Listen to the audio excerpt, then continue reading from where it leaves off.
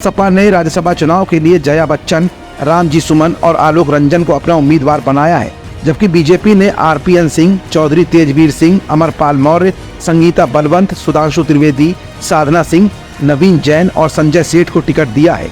UP में राज्यसभा की 10 सीटों पर चुनाव होने वाले हैं।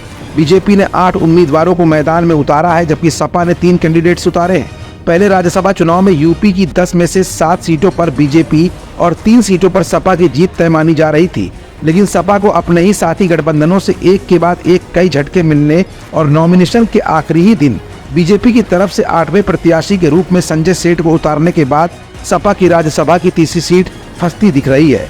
वहीं पहले रालोद चीफ जयंत चौधरी के एनडीए में जाने और फिर अपना दल कमेरावादी की नेत्री और सपा विधायक पल्लवी पटेल के हालिया ऐलान से अखिलेश यादव के उम्मीदवारों के जीतने का सियासी गणित उलझता गया है।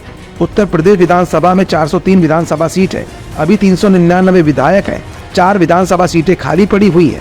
बता दें कि राज्यसभा की एक सीट जीतने के लिए प्रथम वरीयता के 37 विधायकों का वोट चाहिए होता है। विधानसभा में सपा के पास अभी 108 सीटें हैं, तो वहीं बीजेपी के पास 252 सीटें हैं। विधानसभा में अपना दल एस के पास 13 सीट है, राष्ट्रीय लोकदल के पास 9 सीट है और निषाद पार्टी के पास 6 सीटें हैं। विधानसभा में ओम प्रकाश राजभर की पार्टी सुभाषपा के पास भी 6 विधानसभा सीटें हैं।